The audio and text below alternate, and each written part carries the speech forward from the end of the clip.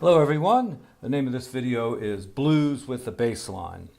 And what I'm going to do is start off with some rootless voicings in the right hand, and the left hand I'm going to create a bass line, okay? So generally at the beginning of each new chord you want to start with the root.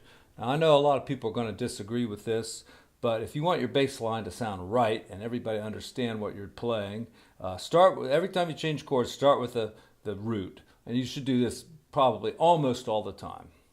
Every once in a while, change it up. But okay. So in F, now of course it's good to use notes in the chord or notes in the scale. All right. So we're going to do B flat on the second chord. So we're going to start like this.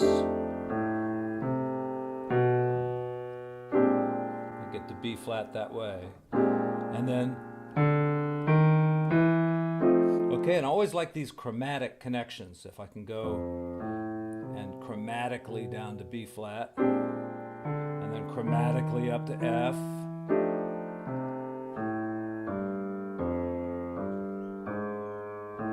And there, I've walked up to B flat here now, B flat.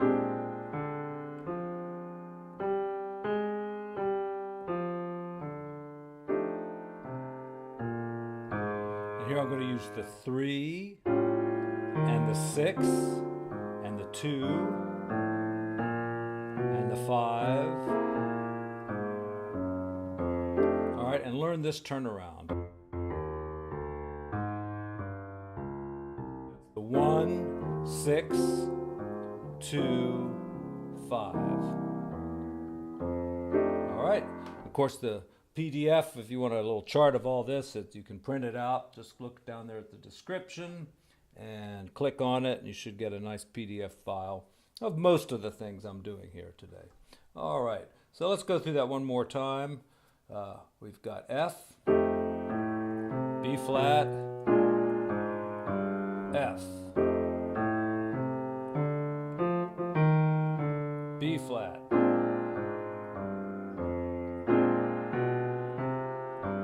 F,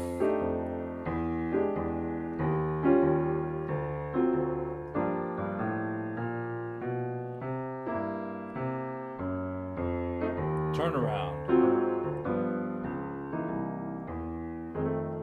Okay, so now, can you solo over this? Yes, you can. It's a good idea to work out a bass line and kind of stick to the same line for a while until you're really comfortable with it.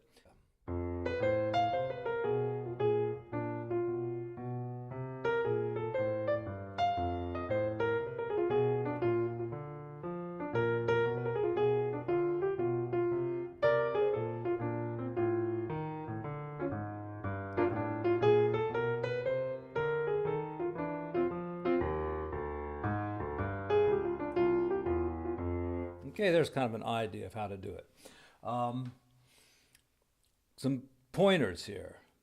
Since the bass hits the root and hits the root again and hits the root, and you're not playing any chords if you're just taking a solo line, so try to outline the chord a little bit, especially using the thirds and the sevenths. Like on F you could go like that, so you got A and E flat, the third and the seventh, and then so you got the same thing, third and seventh there.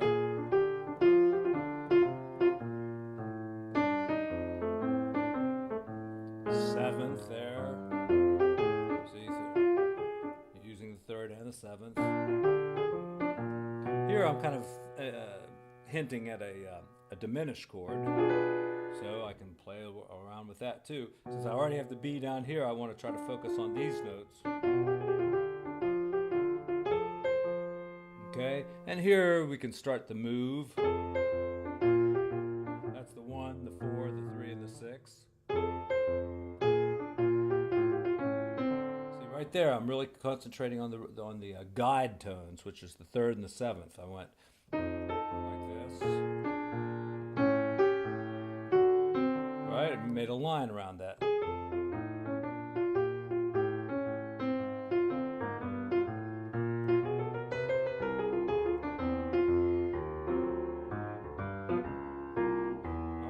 And then there's two ways of starting off the blues that you should be very familiar with that most bass players seem to use, and I would even say overuse.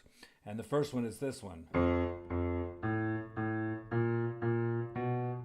Right at the beginning, all right?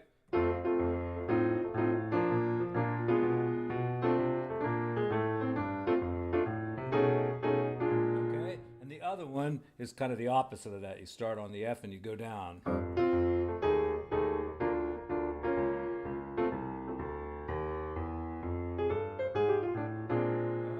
So knowing different ways to handle the first line of the blues is a good thing to do.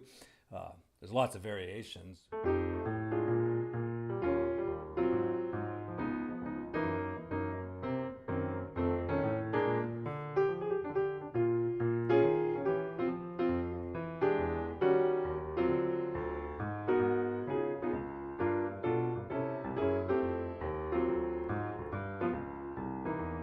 Of course, and the more knowledge you have of the harmony of the blues, because there's many, many variations and chord progressions that you can use. So, as you study all those things, your bass lines will get more imaginative and more inventive as well. Let's finish it out with another attempt at a solo, and I'll try to use some of these ideas.